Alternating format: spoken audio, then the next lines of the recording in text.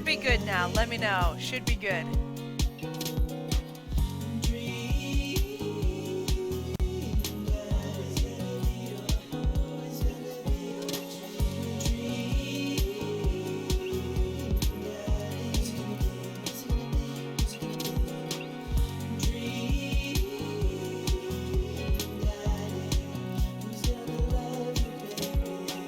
Music is still super loud? Really? Crazy. What?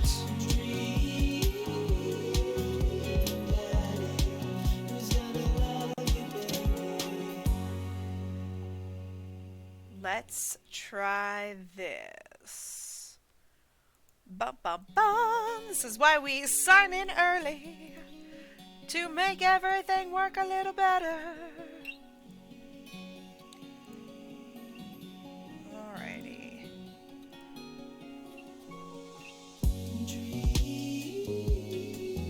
It's working now. Good. Sparkle says it's working, so it must be working all right there. Let's see.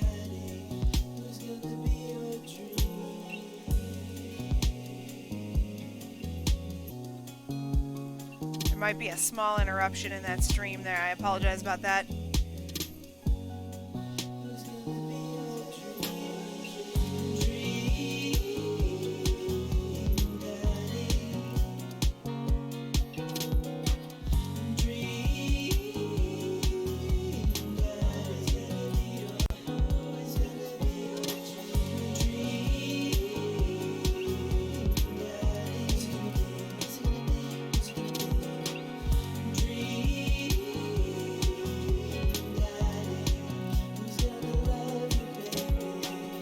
Alright, we still got a couple more minutes here.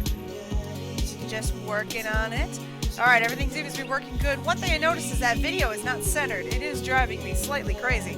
I have tried centering it over on mine, and I don't know why it's not, why it is not centering properly on yours. Huh. That is weird. I don't know why on earth that would be happening.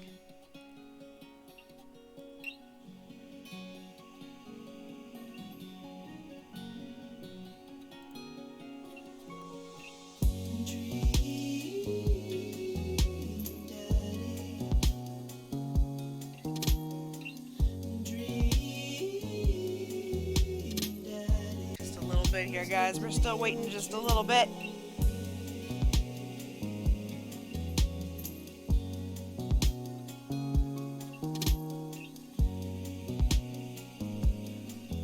Seems like we are working pretty well with our sound and stuff. Sporkles, we will get there. You gotta wait. Alright, so I know that video seems to be on my side at least. It looks like it's slightly pushed over to one side. I have no idea why that is. Let me know if you guys are having that same experience. That is bizarre to me. I'm trying to figure out why it is doing that, and I cannot seem to get it to stop.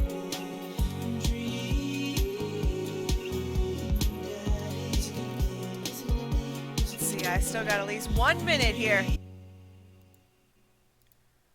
Yeah, well, you have to wait, kiddo. Get over it! Alright, let's see. I still cannot get that to center properly. That is just darn bizarre. I don't know why. It's centered perfectly on my screen. If you guys could see my screen, you'd know.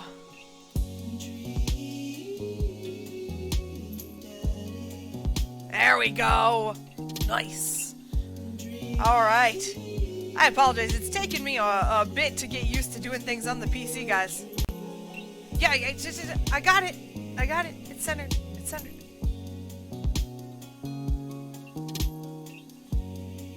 It'd be crazy if you guys were that far behind me. I don't know, maybe you are. Damn, I don't actually know how far behind me you are. Alright. It is officially 8:30. I have no idea what time you guys think it is. Usually the video is a little bit behind the actual gameplay that I'm doing. The stream tends to be a little bit behind, and sometimes I can't really figure out how far it really is behind. So we'll kind of figure it out as we go through here, but we're going to go ahead and get back in to Dream Daddy. No! I accidentally clicked new game! No! No! No! No! Get rid of it! We don't want a new game! We want Reginald back! Can I not, like, get out of here? Oh no. Oh no. Oh no! I want Reginald back! Oh no! Okay, hold on. I seriously can't get Reginald back. Oh my god, I'm about to die. I'm about to die! I'm gonna cry! Ah! Sporkles, you're wrong. I can't go back. I pressed the escape button. Whatever, we'll just make that our daddy. Who cares? Who cares? Name that. Whatever, whatever. We must have to get to a certain part. I cannot pull up the menu. Oh my gosh. I'm already failing. There we go. I didn't see it before. Shut up. Alright. Is this what I called it? I think this is... No. I'm an idiot. Oh my god. Guys, already. Let's not even discuss this. I think, Reginald here, right? Where was Reginald? Right here. Load. We'll load this one. Lord have mercy. I did make the dad and then open the menu. Wait, what? Ugh. I'm... You that dad. Name I that can't dad. seem to figure out what the fuck game. Be that dad. Oh my god. I can't even figure out what to fucking load. Okay. I'm gonna die. We're gonna lose you all. Alright, here's the thing. So the reason we're doing this, why am I doing everything wrong? It's Reginald. I don't know what the hell my problem is. Okay, we're here. We have the right one. Here we go. Recentering ourselves. Everything is good.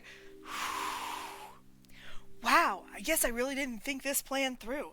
I'm not entirely sure where the closest bar is, and Amanda still hasn't shown me how to use a GPS on my phone. So I'm just gonna pick a direction and walk in it. That is 100% a dad thing.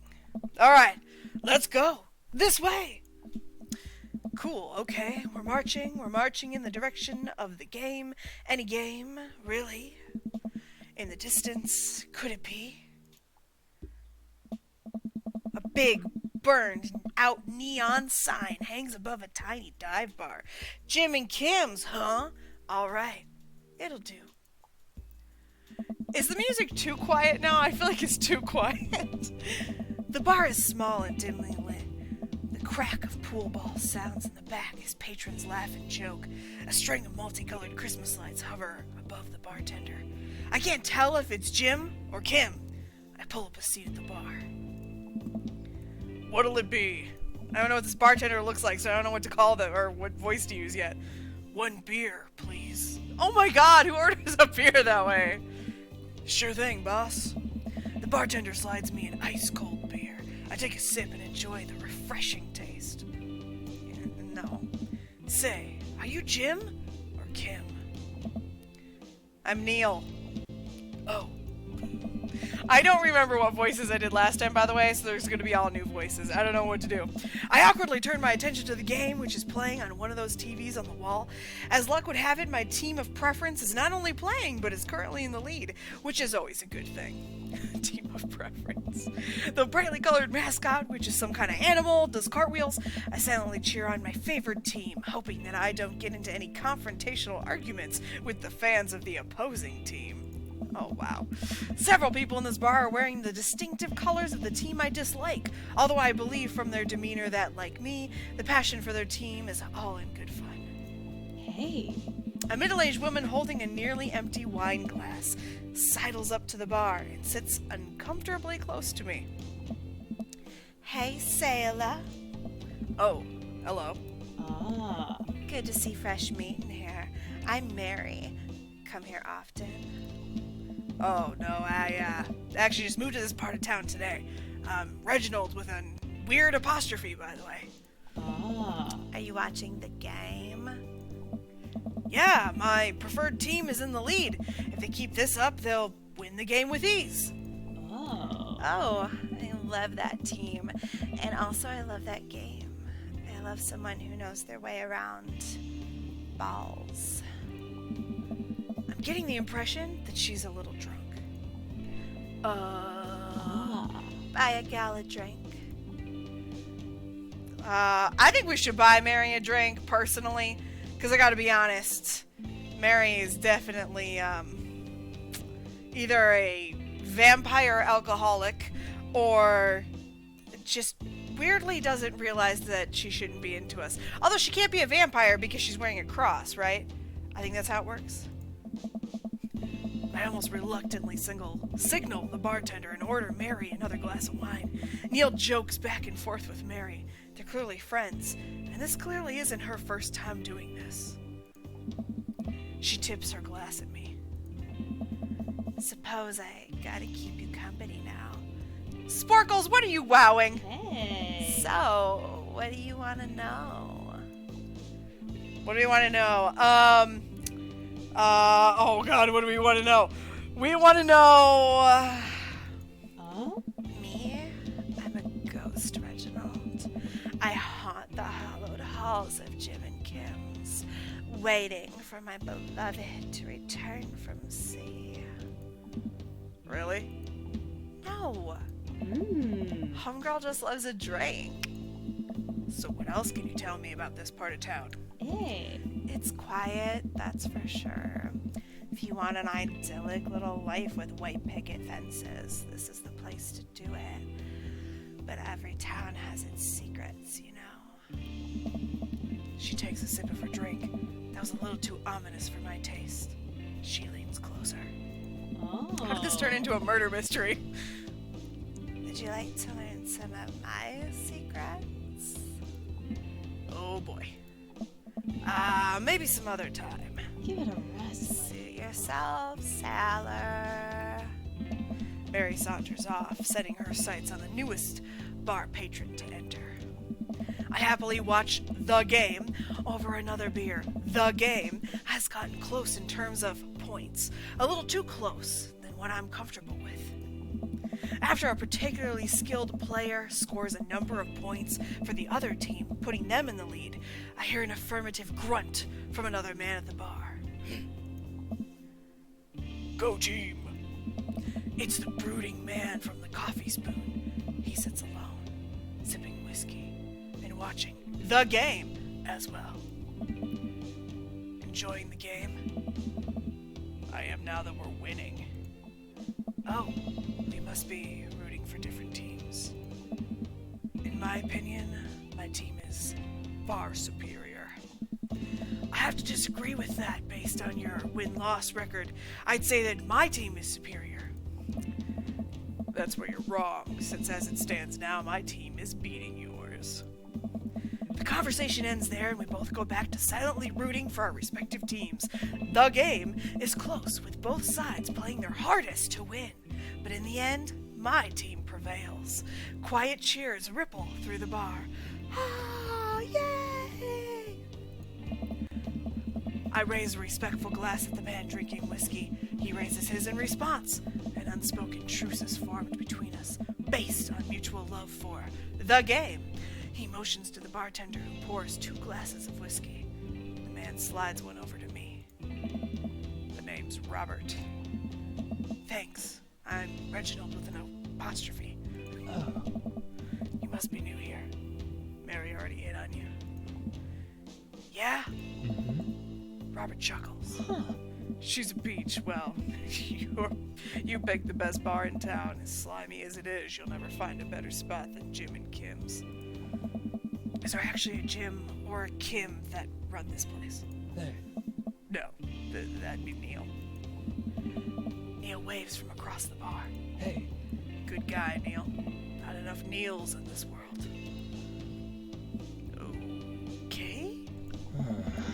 You a whiskey fella or a beer fella? Beer, but I'll drink most things. You like shots? Ooh, shots fired. I just want to say that because I like saying shots fired. But I'm gonna say I love shots. Thank God. Ah! Oh! Oh! I think I made Robert like me! Woo! Robert got that weird mysterious bob. Robert nods to Neil, who serves up 2 shots of whiskey. He hands one to me. Oh. Here's to your health. We take the shots. The whiskey burns going down, but I try my hardest to look tough. Wait, I think this is what making friends is. Okay, Reginald with an apostrophe. This guy's out of my league, but I think if I play my cards right, we'll be pals in no time. Who the fuck says we'll be pals in no time? Oh! Okay, compliment his cool leather jacket, compliment his rugged good looks, compliment his hand tattoo. Oh, shit. Well, clearly this is the kind of guy that I personally would be more apt to, unfortunately, fall for, but not the one I would actually marry. So, what we should do is we should compliment his cool leather jacket, because I think going on his rugged good looks might be a little early. I think we shouldn't run into his good looks. Unless you guys think we should really move quickly with this one. I don't know, maybe we should just try to get him in Dream Daddy bed already. I don't know.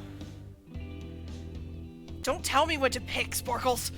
She's played the game before. She knows. She knows!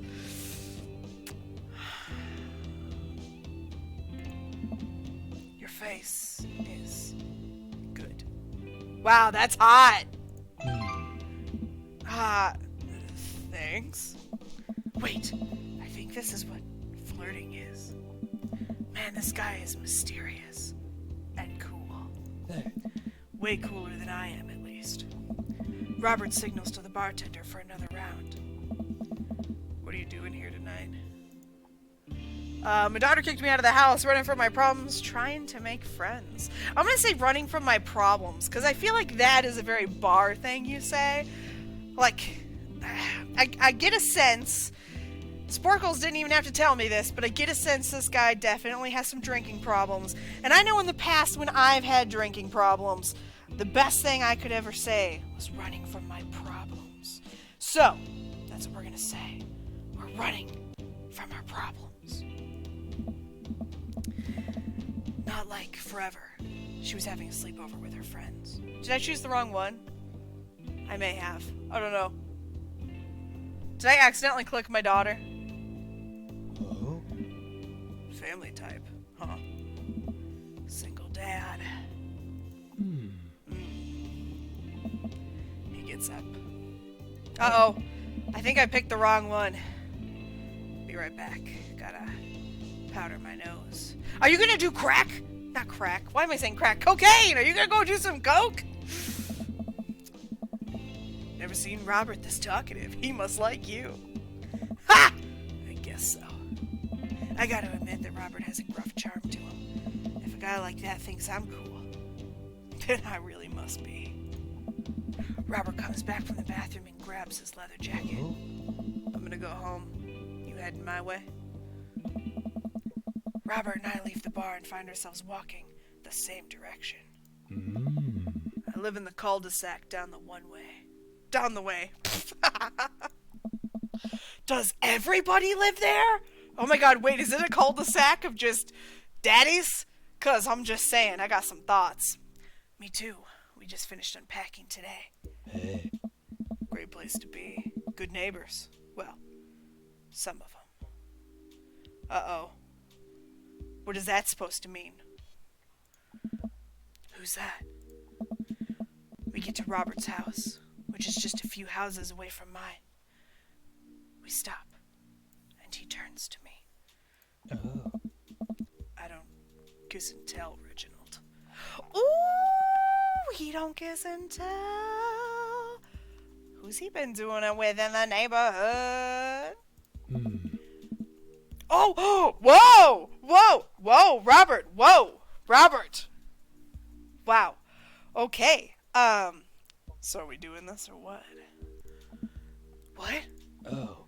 You know, do you want to come inside or not? A wave of realization rushes over me. I blush.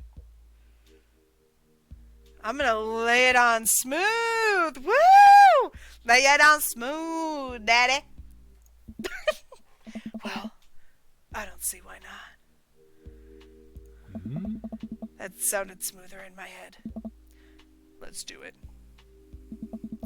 I follow him up to his door. He fumbles with his keys for a second and unlocks it, leading me inside. The moment the door closes behind us, he pushes me up against a wall and kisses me, grabbing my hips. Come on. Robert takes my hand and leads me up the stairs into what I assume is his bedroom, but it's dark.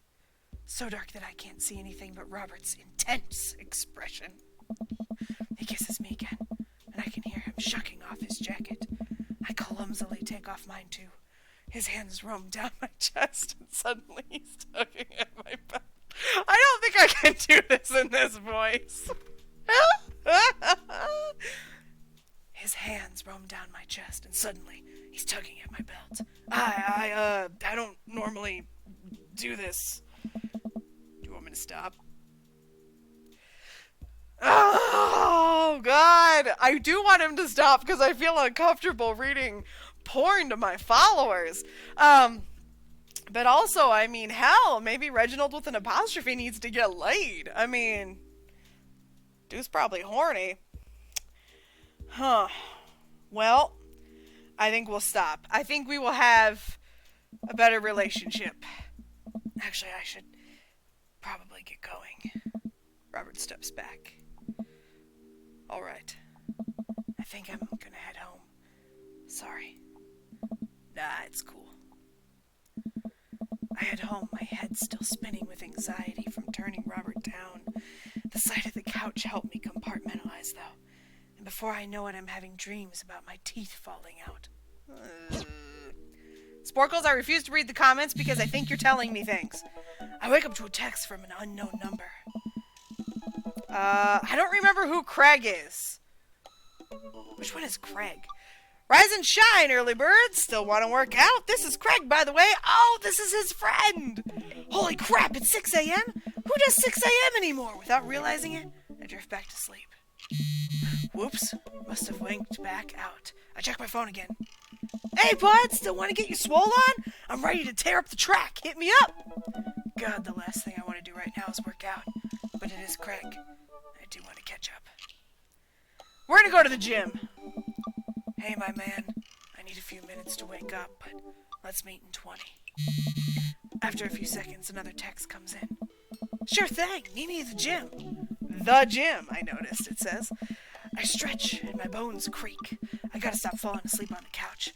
I throw off my blankets and... Hey, wait. I don't remember falling asleep with a blanket.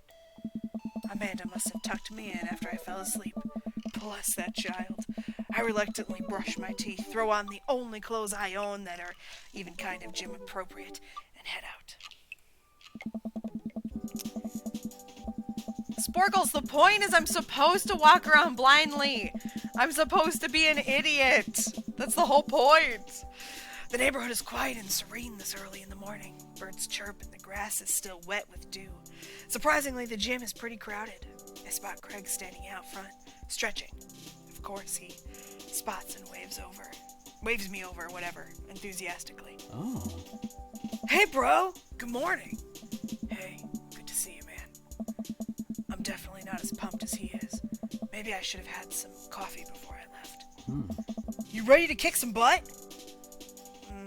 Gotta stay posy, dude. Wow, that's really lame.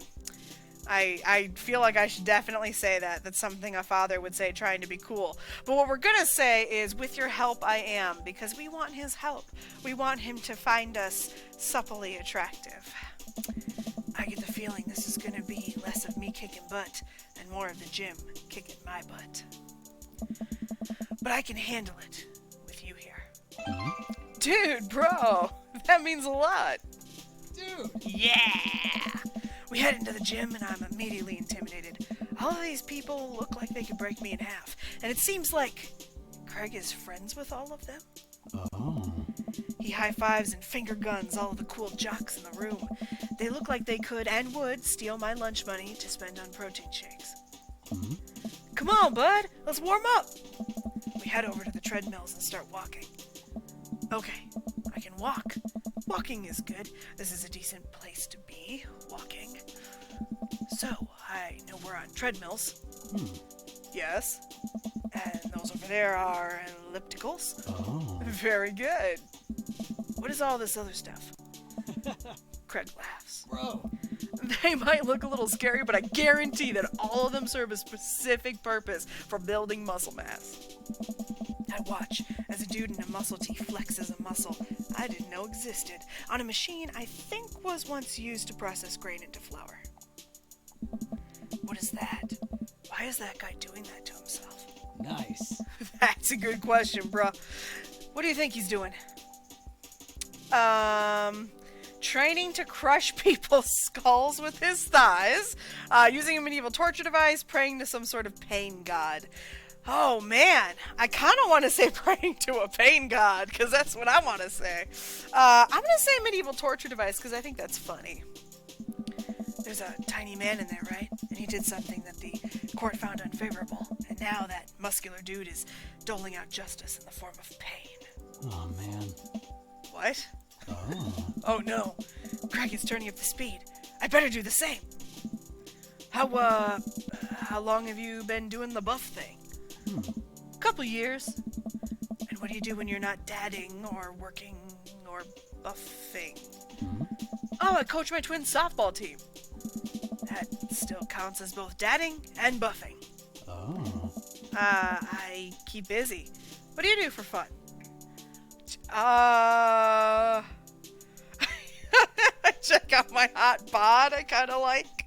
I love learning. I try to live my life as close to a Jimmy Buffett song as possible. Oh, God. We are clearly going to go with I check out my hot bod. I'm sure that's the wrong answer, but I think it's hilarious. I spend most of my time in front of the mirror, admiring my Adonis-like figure that I've worked so hard to sculpt. Haha! Oh, he liked it. Good. Oh. By that I mean lay horizontal and watch bad television. Oh. We're jogging now. Oh God, we're jogging! I look over to Craig, who hasn't even broken a sweat. How is he doing this so effortlessly? I'm dying.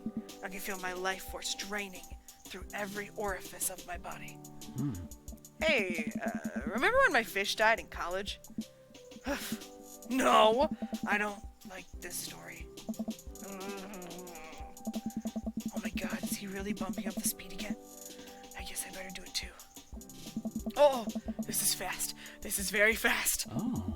And we were at the party and you vowed to make me feel better.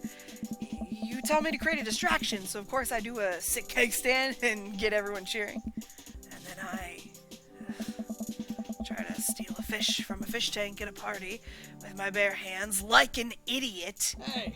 And then you drop the fish and it's flopping around and you panic. So you run up to me post keg stand with a dying dirty fish in your hands that you scooped off the ground and you're yelling at me that we have to leave. Dude. So we're running out of this frat party with a fish and trying to give him mouth-to-mouth resuscitation. And when we get him home and get him in the bowl of water, but the prognosis was grim. And the next day he's alive and well. Bro. They never did catch the greatest fish thieves of Grand Ridge U. And they never will. I shoot off the end of the treadmill and crash into the wall. Jesus, that hurts. What? Dude. Dude, bro, are you okay? Craig offers me a hand and looks me over for injuries. I'm fantastic. I managed to stand up and rub my back. It doesn't hurt now, but I'm sure it will later. Oh. You don't have to push yourself like that. I always know always know your limits. I know what I'm trying to say. Well, I think I might call your gym adventure here. I can't speak English tonight. You sure? Yeah. Oh. All right. Well, here. I brought you this. Craig hands me a shaker bottle full of a thick green liquid. I stare at it with what must be apparent distaste. Oh. It's a protein shake, bro. Oh, thank you. He wants me to drink it. Oh boy. Here goes. I take a small sip. It's actually delicious. Wow. This is really good. Bro. And good for you. It's my special recipe. I'm pretty proud of it. Bro. Let me know if you ever want to work out again. Maybe we can try running around the neighborhood if treadmills aren't your speed. No pun intended, bro. Good one. Well, I'm gonna go put some ice on this. Everything. I'll see you around. I leave the gym feeling ashamed. Craig used to order delivery from the pizza place across the street from our dorm, and now he can run circles around me. Literally. Man, I gotta work on this dad bod. No, let all dads have dad bod. It's okay. I get home and lie down on the couch. It hurts to move. Oh, God, I'm so old. What happened to our kid? Oh no, I must have fallen asleep. What time is it? Shoot, it's 3:55. I'm supposed to be at Amanda's school in 5 minutes. I frantically put on some clean clothes, apply a generous amount of deodorant, and run out the door. Deodorant doesn't deodorize what already smells, dude. I arrive at Amanda's school and check in the front desk. They give me a bright orange visitor sticker and send me on my way. I'm barely awake and feeling pretty haggard, but hopefully nobody will notice. I check my watch. I'm relieved to see that I'm only 2 minutes late. Wait, was it 1:03 or 1:08? I spot a youth standing at his locker and approach him for help. Excuse me, do you know where Mr. Vega's classroom is? The youth turns around and looks me up and down with heavily lined eyes. Come on, kid. I'm late for a meeting. Mr. who? Mr. Vega. I don't know. Have you tried the exit? Okay, wise guy. Are you gonna help me or not? Fine. Up those stairs and to the left. Can't miss them. I head up the stairs and walk around, unable to find Mr. Vega's class anywhere. After a couple of minutes of searching, I head back downstairs. That punk youth sent me on a wild goose chase.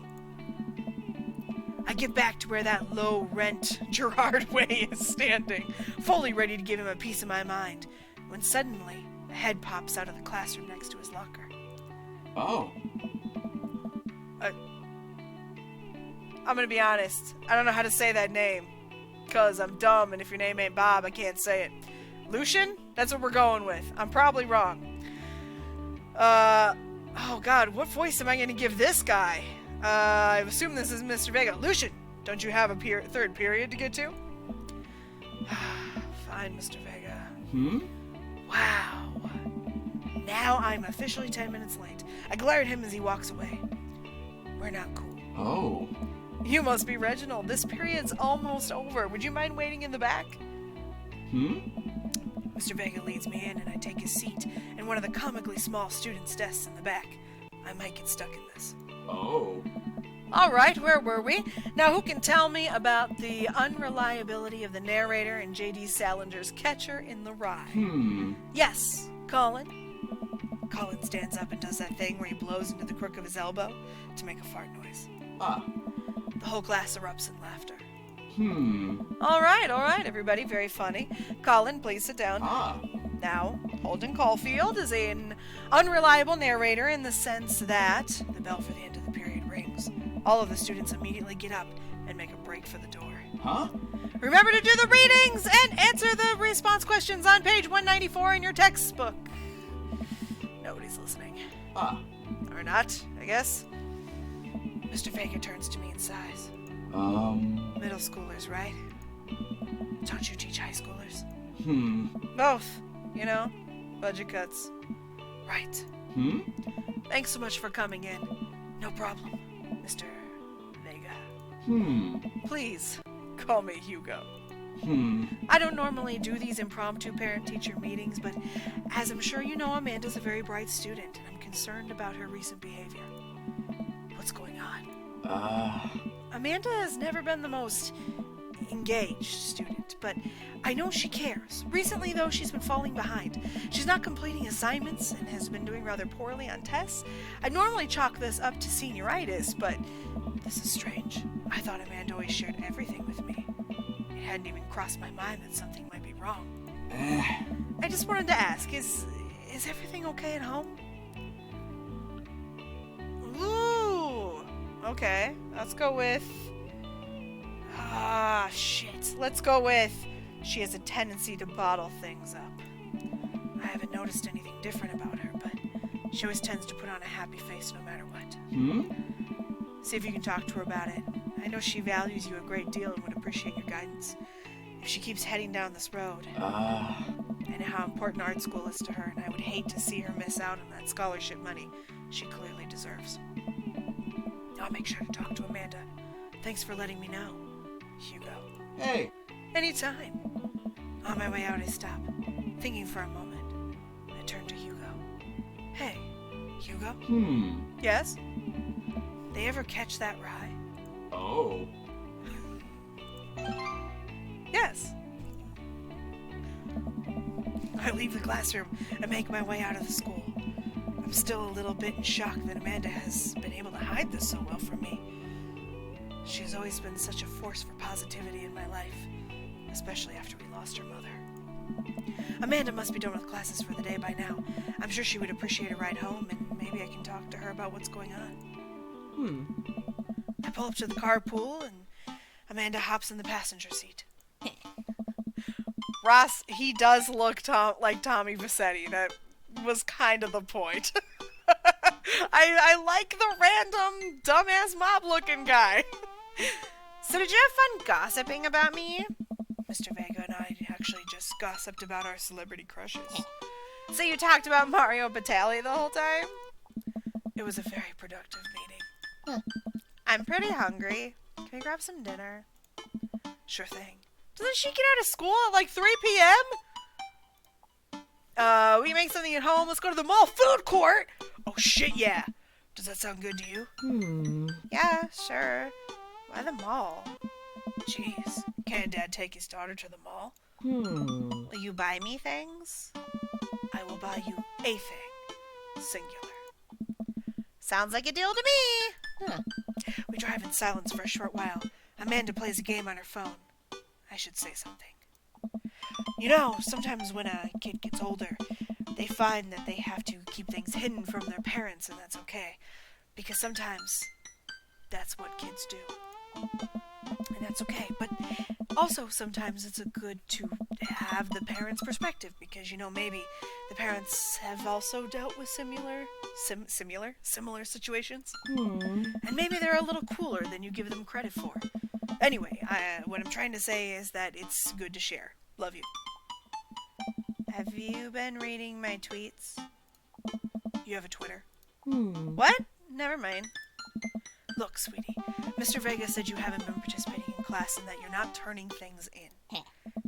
Oh, I'm fine, Pop. Senioritis and all that. I thought you liked Mr. Vega's class. It's fine. He's fine.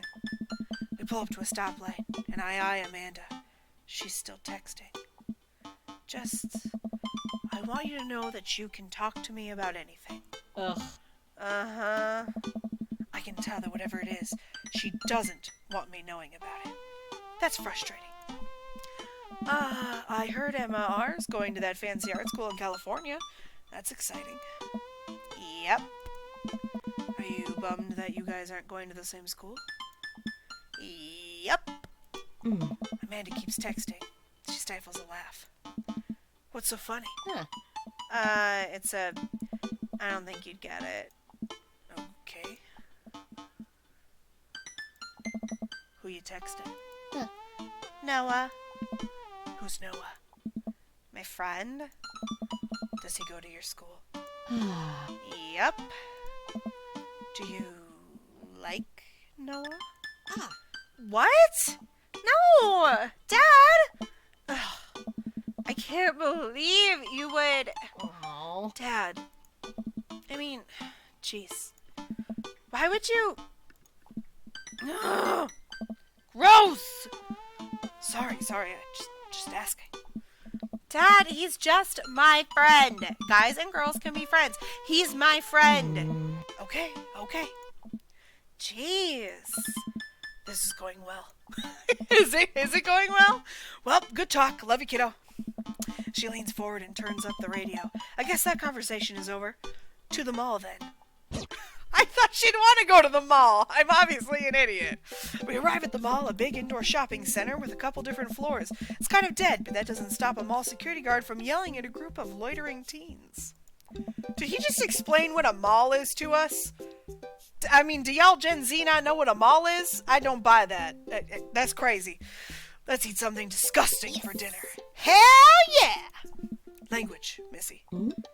Heck yeah. Better. Huh? We approach the food court and evaluate our options. There's greasy restaurant after greasy restaurant. My heart burns just looking at the menus. Nobody looks happy to be here. What are you in the mood for? Bread dipped in sugar, bread with cheese on it, or do you want me to inject some fat directly into your bloodstream? I extend my hand to her. Would you do me the honor of sharing some nachos? She takes my hand with a grin. It would make me the happiest, cheesiest girl alive. We order a giant pile of chips and unnaturally orange cheese from a very unenthusiastic and possibly stoned teenager. We take a seat at a rickety table and dig in. These are bad. These are very bad. But also strangely delicious. We have to eat through the pain. We enjoy the fluorescent cheesy goodness together until we are all out of nachos. Sporkles, this is us. So, something's been bothering me for a while. Can you explain memes to me? Or I guess he's a dad. He would say, like, memes. Which meme? All memes. Dad. Amanda sighs deeply and places her head in her hands. Ugh. Dad, it's complicated. See, memes are inside jokes shared by a bunch of people. They get less funny the more people do it. So the problem is that by the time the meme gets to you, Dad, all of us youths have already done the joke to death. And what's worse than that is the movies and TV and video games will try to jump in on the meme train, but just based on how long it takes for them, the meme will be dead by the time it comes out, so it just dates it, and it's not funny. Oh shit, what up? Ugh. Dad, please. Anyway, changing the subject, where to now? Want to go to that goth store? What? You know, the one that's all black and tries to establish itself as anti-establishment despite being an exact representation of the establishment. I don't know what store you're talking about. You know, the one where you can buy chain wallets, and it's basically an assault on what people fought so hard against in the punk and hardcore movements of the 70s and 80s. Dude, you gotta be more specific. The one you threw up in that one time. Oh, that one! Yeah. Okay, man. Ah, you're hitting me in the hot topic vibes for my childhood. Don't do this to me. Amanda runs into the store with me trailing behind her. She makes a beeline for the bag. There it is! You can still see the outline, kinda. I'm so proud. Speech! Amanda. Speech! Speech! Speech! Speech! All right! I'll do it if you stop chanting. Amanda stops immediately. I clear my throat. Thank you all for joining us here today to commemorate a historic moment that will forever shape history. On a day very much like today, some 5 years ago, our very own Amanda Ann Dadbod had too much blue raspberry slushy on an outing to the mall. After begging her father to take her to the Dead Goth and beyond to buy rainbow suspenders, she proceeded to throw up all over the display of My Chemical Romance merchandise. Her loving father then had to pay for said merchandise, which to this day remains among our possessions. Thank you. Amanda's moved. She begins clapping, slow at first, then faster and more vigorously. Several other patrons turn their heads. One of them also starts clapping. I bow my head. Oh hey, chain wallets! While Amanda buries herself looking at band t-shirts, I try to find something to interest myself. Not much for a dad to look at in Dead Goth and beyond. Oh my god, really? Really? Peruse the band t-shirts, look at ironic mugs, check the clearance bin for hot deals! Okay, if it was a mom, I'd say check that bin for deals. I don't know. My daddy never looks for deals. My mama's the deal maker. I would say dads like ironic mugs. That's what dads do. I'm suddenly stricken by existential fear. If there's only one number one dad, then why are there so many mugs here that say that? This whole time, I thought I was the only one. If I'm not number one, where do I place in the global dad ranking charts? I have to work. Oh, I have work to do. Look, this is very important to me. I overhear a stifled argument. Oh my god, there actually is a vampire. I overhear a stifled argument over at the cash register. An older gentleman is carrying a garment and showing it to a bored-looking cashier with pink hair. I can see that. Don't know what to tell you, dude. I just work here. I do not know how to do a voice for this guy. Listen, when I bought this online, the website said this blouse was Victorian-inspired. However, when I received it, it is clearly held the trademark of Edwardian dressage. Do you want a coupon? I can give you a coupon. Will you leave if I give you a coupon? Is there a manager present? People have to know what they're buying. I am the manager. Huh. I see. Well, it would seem that I have outstayed my welcome. Good day, shopkeep. Your superiors will receive a strongly worded letter by post. Whatever, dude. The man rolls around and storms out, his literal coattails trailing behind him. I can't tell if they're Victorian-inspired or Edwardian in nature. Amanda trots up to me with a t-shirt in her hand. Oh boy, here it comes. Hey, Deadtron 5000! Yes, I'll buy it for you. Wow, that was easy. Thanks. At least it's only one this time. Amanda plops the shirt onto the counter and grins at the cashier. I love your hair. The cashier says nothing and rings Amanda up, radiating hatred. I hand her a 20. So what was that guy's deal? The cashier rolls her eyes so hard, I'm worried she'll pull something. That's Damien. He's in here all the time. He's obsessed with Victorian fashion or whatever. She hands Amanda her bag, and it's clear, the conversation is over. We make our way out of the store and head home to get some rest. Amanda and I sit on the couch trying to find something to watch over bowls of ice cream. Oh, cool. Long Haul Paranormal Ice Road Ghost Truckers is on. Your favorite, right? Oh, hell yes. They have to make it over the Canada... Wait, what? They have to make it over the Canadian tundra before the ice road melts. But also, they're hunting ghosts. Wait, what? What? That doesn't make any sense to me. How could they hunt ghosts? Also, the trucks are haunted. What? This is an episode I've already seen, but it's one of the best. Callum and Flint Dogbone, the twin brother truck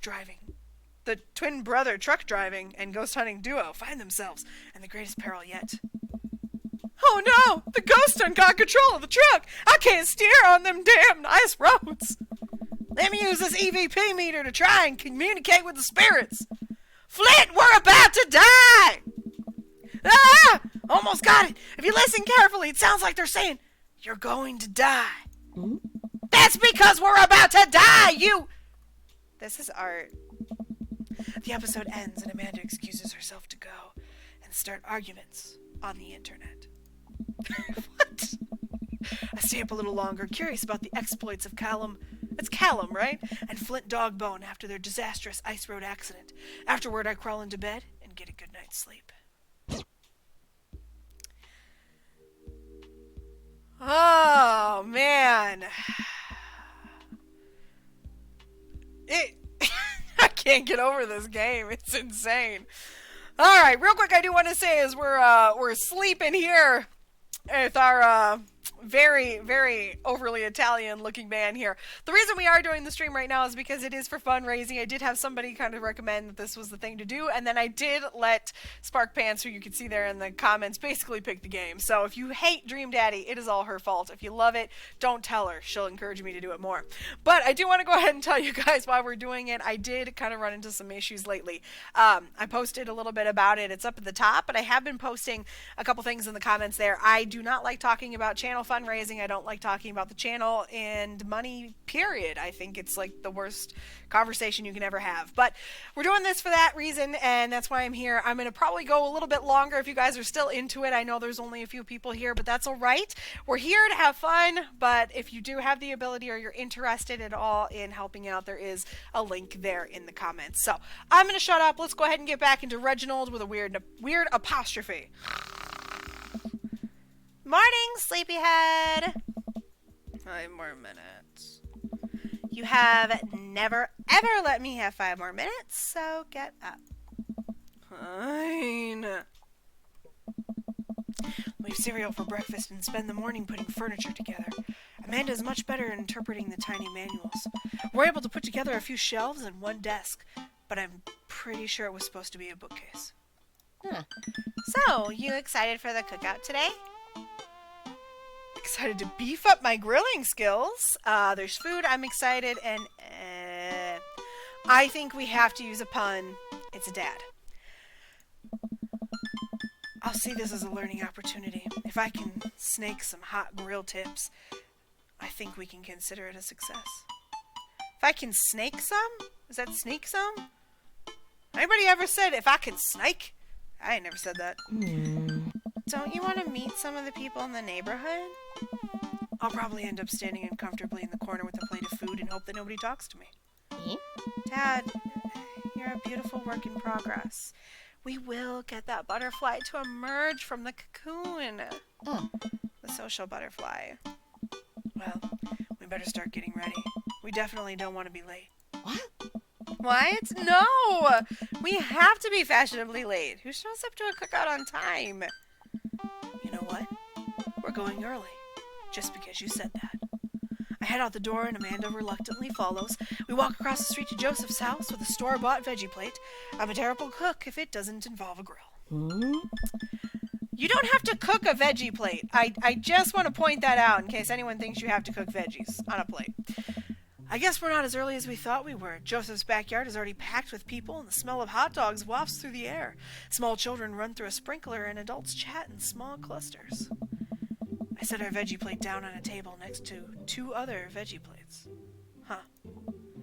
Hey, there's Joseph. I wave to get his attention. The moment he sees us, he jogs over, arms open wide. Welcome! I'm so glad you two are here. And you brought veggies. Let me introduce you to my family. Kids, come over here. This is Chris, my eldest. Hi. This is Christian and Christy. They're twins. They stare creepily and say nothing. Then, of course, there's our youngest, Krish. Wait, where's Krish? Maybe Mary put him in his crib. Whoa! Whoa! Whoa! Oh no, it's the woman from the bar the other night. What is she doing here? Oh, and how could I forget my lovely wife, Mary? Hey. Joseph pecks her on the cheek. She smiles. Ah, Mary, sweetheart, did you put Krish to bed? I'll have to go look for him. What? You have to... Joseph takes a moment and regains his composure. Mary, this is our new neighbor, Reginald with an apostrophe, and his daughter, Amanda. I'd shake your hand, but I have a glass of wine that I need to attend to. I love her. Nice to meet you, Mary, for the first time. Charmed. Well, I have to go over there now. Mary leaves. Oh God, this is awkward. I wonder if Joseph knows. I wonder if Mary knows that Joseph knows. I wonder if Joseph knows that Mary knows that I know. It takes all of my energy not to run away from the barbecue and to start fresh in a new city. My wife has a wonderful sense of humor, but please, you two enjoy the barbecue. All of the guys are really excited to meet you. Amanda and I mill around and try some of the food spread out on the table. I pick up some deviled eggs. Amanda grabs a small paper plate and immediately begins piling it with baked goods. I don't want to have to make friends. Come on, Dad. Who are you going to party with when I go off to school? I don't want to have to do pleasantries. Dad. They're going to talk about weather. Go do it. Make a friend. But how could I possibly abandon my only child at a social function? That's bad parenting. This plate of cookies is my new dad. Bye! Amanda shoves me into the center of the yard. Well, here goes nothing. I look around the party and am surprised to see some familiar faces. Isn't that the barista from the Coffee Spoon? Didn't I meet that guy in the bar? Didn't that guy throw a frisbee at my head? Isn't that the guy who was throwing a fit in the Dead Goth and Beyond? Isn't that Amanda's teacher? Hey, I know Craig! But wait a second. All of these people live in our cul-de-sac. That can't be right. I I'd better investigate. So, yes, it is a cul-de-sac of random dreamy daddies. You know, I gotta be honest though. At the end of this, is this going to turn out like the pigeon simulator?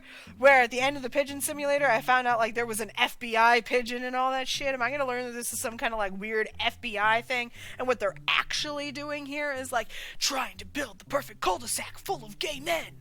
That would be crazy. What if this is all a government initiative? Anyway, let's talk to Joseph and Damien. I spot Joseph chatting with the guy from Dead Gotham Beyond by the grill. I wonder what they're talking about. I'll walk over to them. So I'm curious, can you walk me through why you had your house painted black? Why do they look very, very similar? Are they brothers? Where do I even start? The house stays warmer in the winter, provides an artistic contrast to the rest of the neighborhood, and it complements the crimson interior perfectly. It's definitely an interesting choice. Thank you. I'm very proud of my abode. Reginald! I was just having a conversation with Damien here about his aesthetic design decisions. Are they all fucking each other? Like, is this one giant orgy? Just being honest. Damien regards me up and down with a warm but critical eye. How do you do? I don't believe I've had the pleasure. I think I saw you in Dead Gotham Beyond the other day. Damien's face turns bright red. I must apologize for my behavior on that day. You see, I take my goth lifestyle very seriously, and to be caught in a ruse by such a corporation as Dead Goth and Beyond was profoundly frustrating indeed. Is anyone else as crazy annoyed with my voices as me? I swear they all sound the same. I hope you know that while my anger may have been justified, it was no such way for a gentleman to act. It's... okay, man. Do tell me about yourself. Are you new to the area? Yes, my daughter and I just moved in the other day. She was the one I took to Dead Goth and Beyond. Very good taste on her part. Does she partake in the goth lifestyle? I think for a second. I look over to Amanda, who's hanging out with some of the older kids in the neighborhood. What? Hey, Amanda! Would you consider yourself goth? Amanda yells back. I wouldn't necessarily try to fall under one specific label, but I guess if I had to choose, I would more describe myself as a twee hipster with some normcore leanings. Bats are cool, though. Ah, pity. What? Y'all confusing these days. Are you enjoying the party so far? They're all the same. They're all the same voice. They're just me. Oh, definitely. Thanks so much for putting this on. It's nice to be in a cul-de-sac where everyone is so friendly and welcoming. And horny. Amanda walks up to the conversation. I also like The Lost Boys a lot. Really good movie. Does that count as goth? That it would be, my dear. I don't believe we've had the pleasure of meeting. Damien Bloodmarch at your service. Damien finishes the sentence with a flourish and a bow, producing a single rose and offering it to Amanda. Amanda blushes and returns the gesture with a curtsy. My, do you know how to treat a lady? Hello, Amanda. Seemingly out of nowhere, Joseph twin kids appear. Are they speaking in unison? Whoa! Hey! Won't you come play with us? Come play with us. Forever. Guys, enough of the creepy twin shtick. We talked about this. Christian and Christy back slowly away. I love a good reference to The Shining. Alright. Where do you think they got that from? Mary pops into the conversation, wine in hand. I don't know. Mary takes a long sip of the wine. Oh my god. I think I might have taped over the VeggieTales VHS with The Shining. Who knows? She takes another sip of her wine. Where's Krish? Give it a rest, buddy. Wasn't he with you? Oh. You had him a moment ago. He's probably stuffing dirt in his mouth. He'll be all right. Toddlers are pretty resilient. Mary tips her glass to me. Ain't my first time to the rodeo. It's my fourth. Come I on. have squeezed 4, little sweetheart. Would you do me a favor and please find Krish? That would be great. Oh my. I'm sure he's fine. Mary? Hey. Okay. Jeez. Mary finishes her wine and wanders off. Oh no! That kid! Dad, can we go now? Ah, Lucian, right? Have I introduced you to Reginald yet? Hey, it's that punk from Amanda's school. I remember you. Whatever. That's no way for a young man to speak to his elders. Be polite. Lucian bows. Whatever, sir. Lucian bows again. Mr. Christensen, may I have a veggie burger, sir? Coming right up, bud. Are you a vegetarian? Yep. Oh, Make that 2 veggie burgers. Did you know that some people in the Victorian area were vegetarians? They described carnivorous type people as bloodlappers. Dad. That's really interesting, Damien. Joseph turns to the grill. Just a hint of tattoo peeks from underneath his sleeve. I can't believe I didn't notice it before. It looks like the bottom of an anchor. Whoa, is that a tattoo? Yup, I wasn't always a youth pastor, you know. That's so cool. Want to see mine? What? Lucian pulls back some rubber bracelets, revealing a lopsided 666 in black ink. My buddy gave me a stick and poke tattoo last week. I think it's healing up pretty good. Lucian! We'll talk about this later. That's pretty cool. What's the significance of the tattoo? I don't know. I just thought it looked sick. Well, in my opinion, the only reason you need to get a tattoo is because you want one. Careful, though, that number carries weight. Man, Joseph is a way cooler youth pastor than I thought. I just figured youth pastors popped out of the womb with a Bible. I wonder what he did before preaching. Drug dealer! That's my guess. Don't tell me if I'm right. Alright, talk to Robert and Brian.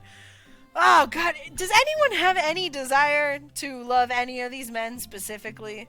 Like, so far, I don't know. I haven't found a single one that I'm, like, really into, but I can tell you who I'm not into.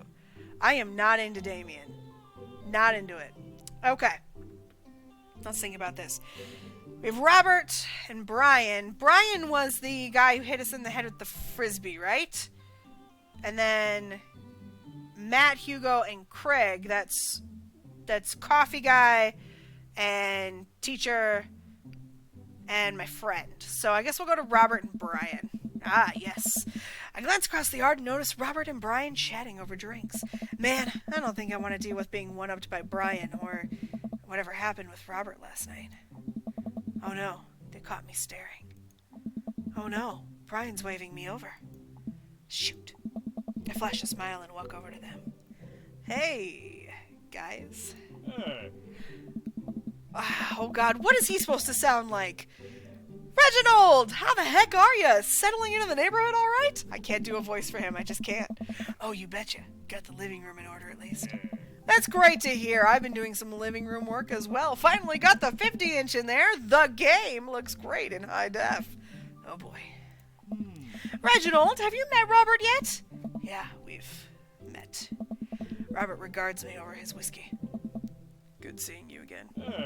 We're just talking about my most recent camping trip. Spent a night in the woods with Daisy and Maxwell. She's definitely an outdoorsy one. Even caught her first fish. It's good to see you taking your daughter out like that. I bet she loved it. Oh. Wait, Robert's gotta have a kid? Does he have a kid? Oh my God. Did he abandon his child somewhere? Is he that bad of a drunk? Mystery. And it's great that she loves the outdoors. Mine loves being inside. Brian raises his eyebrows at me. Being inside, making art. She won a local competition for that art. Yep. Did I put it on too strongly? Robert stares at me, blankly for a second. Oh. Anyway, Whoa. I haven't gone camping in years, not since the last time. Same here. Well, things change once you have Wait, what happened the last time? Oh. Robert takes a long sip of his whiskey. Did his child get eaten by a bear? Well, old Johnny Boy and me were out in the backcountry. Johnny Boy's a strong kid. Met him in my army days. Comes from Kansas. They build him tougher out there. Anyways, things go south pretty quick. Johnny Boy breaks his ankle when the rope bridge snaps.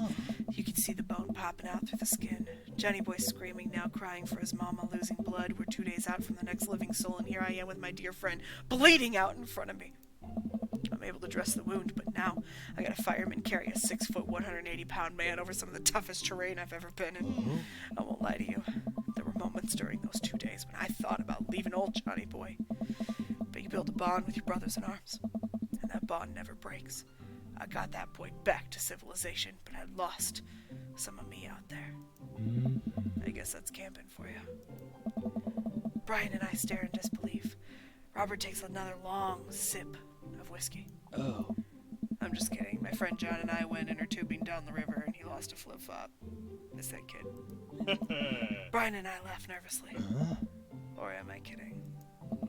Brian and I tense up again. Hey. I'm kidding. Phew! Amanda and Daisy barrel up to us, laughing. Daisy's holding a paper plate in front of her like a steering wheel. We gotta get off this haunted truck! Oh no! The ghost locked the doors! Quick! Hit the emergency escape button! But the trucks don't have emergency escape buttons! Then hit the brake, I guess! And then we'll get out of the truck! The imaginary truck. Anyway, we're safe from the ghost, but how will we ever survive this Arctic tundra? Daisy, you might have to eat me. Are you prepared to do that? I'm prepared to do anything to survive. Good night, Ross. Sorry. It's been unique watching Tommy Vercetti being controlled by his daughter, and every single dad in the game could be a love interest. Yeah, I think so. That would be a question for Sporkles. Fine, Sporkles, you can answer that. I'm assuming all the dudes, like Brian and all of them, they're love interests, right? I mean, I gotta pick who I'm gonna bone. Can I do them all? I mean, that's usually my game thing, where I just romance everybody. I hate games that make you only romance one. I'm prepared to do anything to survive, says Daisy. Have a good night, though, Ross. That's cold-blooded. I like that. Although I'm not sure I have the materials required to properly cook you. You know, that reminds me of the last time I went skiing. Robert! Wait a second. Are you guys playing Long Haul Ice Road Paranormal Ghost Truckers? Yeah! Amanda and I love that show. It's the best, especially that episode where Callum hides Flint's keys, and Flint retaliates by breaking an ancient cursed urn and sending the spirits after him. Yeah, it's such quality reality television. I don't watch a whole lot of television, but I do enjoy that show. That and war documentaries. Alright, Daisy, I found us a couple of bugs. We're gonna go make a great meal. Lots of protein. Gonna keep us from starving out there in this harsh, icy wasteland. But there's a whole table of food right over there. Daisy, it's a game. We're playing pretend. It's what kids do. Live a little. Amanda gives Daisy a handful of gummy worms from the snack table. They eat them with mock disgust. Let's go find kindling for a fire. Okay. Okay, but not an actual fire. Because we're playing pretend? Yeah. Now you're getting it. Daisy and Amanda run off. What a cute couple of kids. Man, I've never seen her get along with anyone so quickly. I guess Amanda just has sort of a way with kids. That's kind of amazing. Daisy doesn't really get along with kids her age. It's nice that he's not trying to one-up me this time. Maybe we can have a regular friendship after all. Really? She just kind of keeps to herself. Her teachers say she spends every recess in the library. I think the other kids are intimidated by her intelligence. There it is. I wouldn't worry about it much. Amanda was shy at Daisy's age, too. She used to have a habit of crawling under tables and crying every time we took her to a restaurant. She bit people, too. Oh, kids, right? Gotta love them. You're required by law. I hear that. Well, since you two are getting along, maybe we should go try to put together a little play date for them. They do seem to be getting along really well, but the thought of continually hearing about all of Brian's accomplishments is rough. Yeah, that'd be nice. Well, I don't want to take up too much of your time. Go meet some of the other fellas. Alright, so we gotta talk to the other guys, but also, are we ever gonna eat? Are we ever gonna eat? We may not. I don't know. Oh. Matt and Hugo seem to be embroiled in intense discussion. Okay, I have a complaint here. I have a complaint. Now I have to deal with 3 of them at once? 2 was hard enough. Craig looks on, smiling politely. I walk over to say hello. I don't remember anyone but Craig's voices now. Well, I don't think it's fair to try and compare 2 art movements like that. Periods in art only exist because they're a unique byproduct of the social and political climate of the time and place, and to try to take something like, say, what the fuck is that word? Rococo? I don't know art. Say the Rococo period and compare it to the postmodernism in America, you're completely disregarding the context in which the work of art is created. Matt and Hugo seem to be busy talking that they don't notice me. Craig leans in. Dude, I have no idea what's happening. That kind of comparison just eliminates the reason art movements are so important in the first place. You're not wrong, but I think there's no harm in comparing one work of art to another. You could definitely say one painting is better than another if you're evaluating technical skill from a purely formalist standpoint.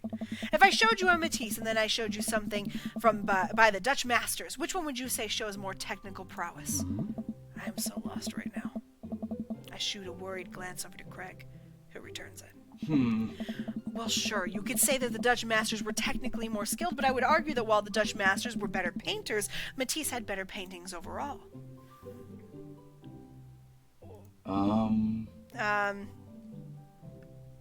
Fuck. How do you mean? Well, that painting of a guy with an apple in front of his face is pretty nice. Matisse rocks. Oh. That's a Magritte. Right. Art. Sorry. You're fine, dude. We were just discussing the importance of the context when talking about artwork. Listen, all I asked was if you liked Van Gogh or Picasso better. I just said Picasso. Google products. Hugo throws his hands up in frustration. But they represent 2 completely different art movements. How could I possibly choose between the thick, creamy impasto of post-impressionism and the abstractionist beauty of cubism? Man, that's all the way above my head. Me too. Oh. It's all good, man. The cool thing about art is that we all perceive it differently. A single piece could have a totally different effect on each person that looks at it. And that's awesome. Nice. Just 1 minute about that. Hugo, please. Sorry, I really get fired up about art stuff. Reginald, how are you liking the neighborhood? It's pretty nice. Everybody's been super friendly. Oh. Seems like your daughter is fitting in just fine. Matt points across the yard to where Amanda, Daisy, and another young girl are playing. They're all sitting cross-legged in the grass, picking weeds and weaving them into little flower crowns. It's pretty adorable. The girl I don't recognize jogs over to us. Hey. What is it, sweetheart? It's a flower crown. I thought you'd look cute in it. Well, there's only one way to find out. Matt takes the flower crown and places it on top of his head. Am I cool now? The girl stares at him, thinking it over. Nope. But you're slightly less uncool than you were before you put it on. Hey, dude. Hey, Reginald, this is my daughter. Hello. I'm Carmencita? I think Carmencita. Amanda comes over with Daisy in tow. Dad, look. I'm making friends. Yeah. Are you making friends? You better be making friends. Yeah, actually, Amanda. You remember the cool barista from the coffee shop and my old college friend and, your teacher. What? Oh, hi, Mr. Vega. I didn't realize we were neighbors. Yes. Yep. You still gonna give me that overdue term paper? Dad. Great seeing you. Amanda finger guns her way out of the conversation, like a champ. She learned that finger gun move from me. I'm very proud. This is insane. Oh. She's definitely a charmer. Speaking of which, where did my son go? Sweet Manchego. Hugo looks around the party. He must finally spot him, because his eyes What? go wide. Ernest Hemingway Vega! Are you smoking? Ernest is holding a lit cigarette. Nope! I see Ernest across the way. He casually takes a long drag of his cigarette and then flicks it into the gutter. Unbelievable, excuse me. Hugo marches over to Ernest, and I turn my attention to Matt and Craig. Kids, right? Hey. Man, I do not envy Hugo. The last barbecue we had, Ernest tried to shove a sparkler down Joseph's pants. Nearly burned down half the yard. And then the barbecue we had before that, he actually burned down half the yard. I love Ernest. Ernst. And then it spread into my lawn and burned down half of my yard too. Hugo walks back over to us, practically dragging Ernest behind him. Hey everybody, sorry about that. Reginald, this is my son, Ernest. Hello. Ernest looks away, sulking, his hands shoved deep in his pockets. Hugo nudges him impatiently. Hey. Nice to meet you, Ernest. What grade are you in? Doesn't matter. Oh. Ernest! Okay, I'm in 8th grade. God. Are you happy now? I'm sure you were just dying to know. Yeah, good for you. Can I go now? I'm tired of talking to old dudes who blame my generation for the failing economy. Ouch. Ernest!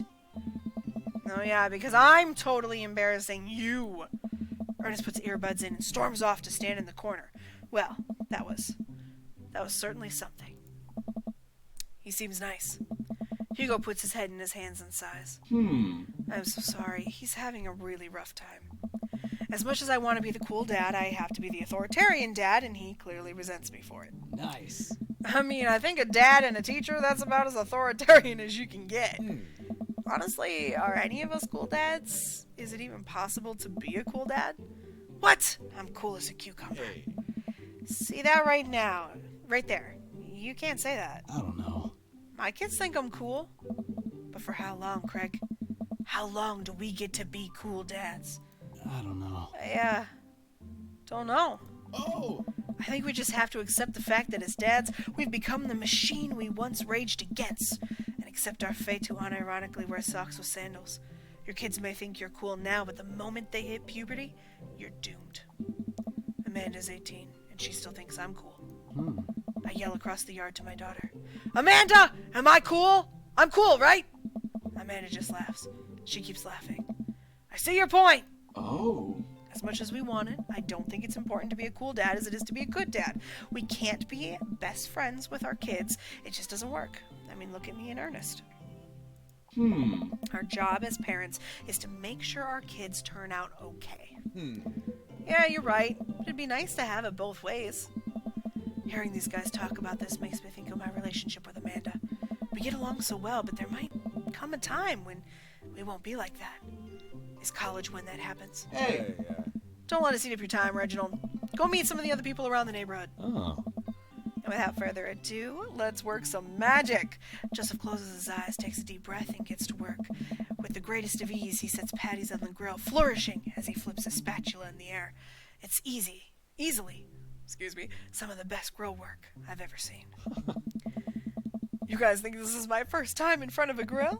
He's working faster now, effortlessly tossing cheese onto patties and perfectly grilling onions on the side, one after another. The dads take notice and crowd around Joseph to admire his masterful technique. You probably didn't know this, Reginald, but Joseph's known around here for his grillmanship. He's ungrillable! I've tried to get on his level, but I can't catch up. Hey. Let us keep studying. He has a rare quality about him. Mustn't we keep talking about this? Can't we just appreciate the artist? Hey. I've never seen him make a mistake. Oh. Okay, we need to stop. This is getting too cheesy. Please stop! All of the children at the party boo. The glorious display of puns in unison. Alright guys, the food's ready. Please form an orderly barbecue. Amanda groans. We all grab our food and hang out, enjoying perfectly cooked cheeseburgers. Yeah. Man, it's so wild how all of us are dads and live in the same cul-de-sac.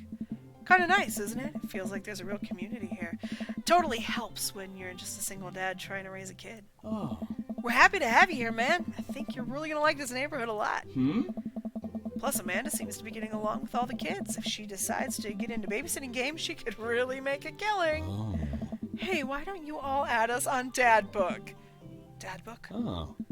Yeah, it's a great social network for dads to keep in touch with each other. We're all on it, so if you ever need to reach out to anyone, that's the simplest way to do it. Sorry, I'm just an old-fashioned dad. Social media goes over my head sometimes. Don't worry, Pops. I'll help you figure it out. The rest of the barbecue goes smoothly. We all trade stories and drink beer as our kids play on the lawn. Amanda breaks up a fight between Carmencita and those weird twins. I think they wanted her soul. Hi, Adam! I'm sorry you can't hear! Ah! Here. Ah! Ah! Ah! I can't seem to type right now. Okay. Oh, Amanda and I walk back to our place as the sun sets over the neighborhood. Pretty fun party, don't you think? I wish I could have been playing this. You and Daisy seemed like you were having a way better time than I was. Hey! Because we were! Hmm? Well, hey, at least you met some other cool dads. You should hit them up on Dad Book.